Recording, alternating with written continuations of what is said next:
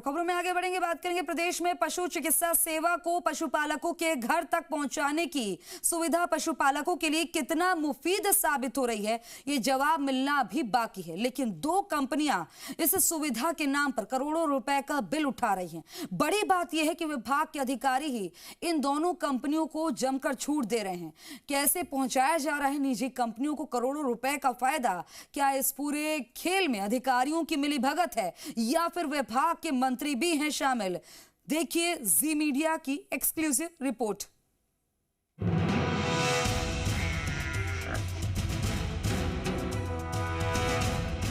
बीते साल 24 फरवरी को मुख्यमंत्री भजनलाल शर्मा ने जब प्रदेश वासियों को 536 मोबाइल वेटनरी यूनिट सेवा की सौगात दी थी, तो उन्होंने सोचा नहीं होगा कि उनकी इस सौगात की आड़ में कुछ लोग अपनी जेबें भरने लग जाएंगे।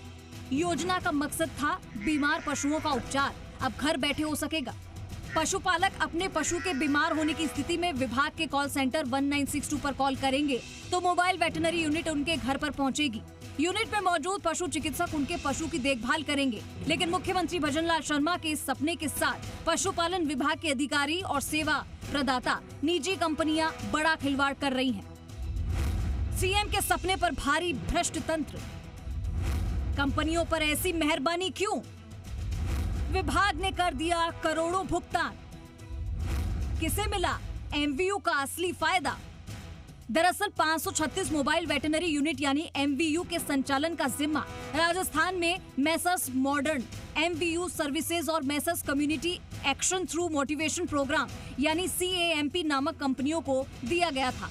वर्तमान में मॉडर्न कंपनी 271 वाहनों का और कैम्प कंपनी 265 वाहनों का संचालन कर रही है। आगे बढ़ने से पहले आपको बताते हैं कि क्या थी शर्त और किस तरह फायदा पहुंचाया गया। निजी कंपनियों को 60 दिन में चलानी थी गाड़ियां, 30 दिन मोरेटोरियम। 24 फरवरी 2024 को सीएम भजनलाल शर्मा ने की लॉन्चिंग। नियमानुसार अप्रैल अंत तक 536 एमवीयू शुरू हो जानी चाहिए थी, लेकिन पशुपालन विभाग ने 1962 कॉल सेंटर शुरू करने में देरी की। 9 अक्टूबर 2024 को पशुपालन मंत्री जोराराम कुमावत ने शुरू किया कॉल सेंटर। नियमानुसार इसके बाद 30 दिन का ही मोरेटोरियम मिल सकता था। यूं तो मोरेटोरियम अवधि मई 2024 में ही समाप्त हो जानी चाहिए थी, लेकिन कॉल सेंटर देरी से शुरू होने के चलते 8 नवंबर 2024 तक दिया मोरेटोरियम। इसके बाद कंपनियों पर 2 पेनल्टी क्लॉज के तहत लगाना था जुर्माना। कॉल रिसीव के बाद ड्राइवर के रवाना होने और पशुपालक तक पहुंचने में देरी पर जुर्माना तय। लेकिन कॉल सेंटर को वाहनों की जीपीएस लोकेशन एक्सेस नहीं मिली। इस कारण दोनों सेवा प्रदाता कंपनियों पर जुर्माना लगाना तय नहीं हो सका। दिलचस्प ये रहा कि इतने पर भी 5 नवंबर को कंपनियों ने फिर 1 माह का मोरेटोरियम मांग लिया। विभाग ने नियम विरुद्ध 8 नवंबर से 7 दिसंबर के मोरेटोरियम बढ़ा दिया। कंपनियों के आग्रह पर पशुपालन विभाग के अधिकारियों ने न केवल दूसरे माह के लिए मोरेटोरियम बढ़ा दिया, बल्कि तीसरी बार भी जब कंपनियों ने मोरेटोरियम बढ़ाने के लिए पत्र लिखा तो विभागीय अधिकारियों ने फाइल चला दी।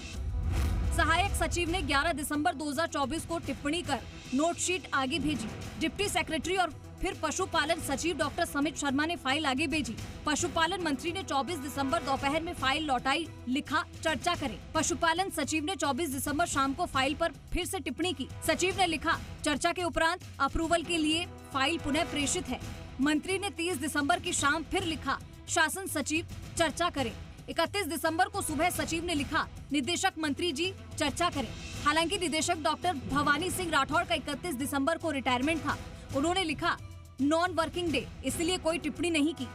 सवाल ये है कि जब सचिव कर चुके थे मोरेटोरियम नहीं बढ़ाने का निर्णय, तो फिर मंत्री ने 2 बार चर्चा के लिए क्यों बुलाया? क्यों कंपनियों का मोरेटोरियम बढ़वाना चाहते थे मंत्री जोराराम कुमावत?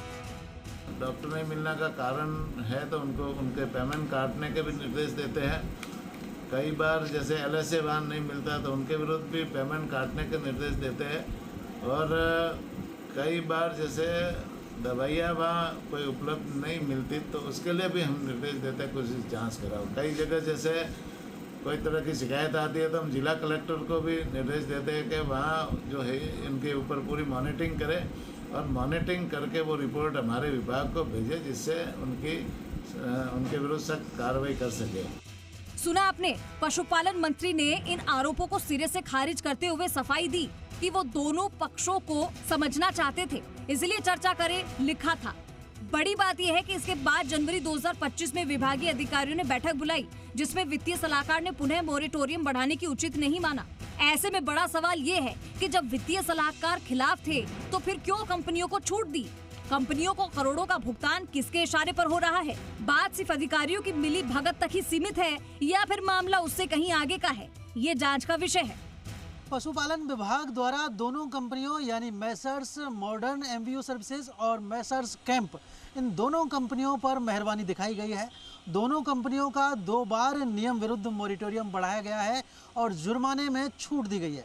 बड़ी बात यह है कि इन कंपनियों का अप्रैल 2025 तक का भुगतान भी कर दिया गया है और ये करोड़ों रुपए का भुगतान हर महीने करीब 9 करोड़ रुपए से ज़्यादा होता है।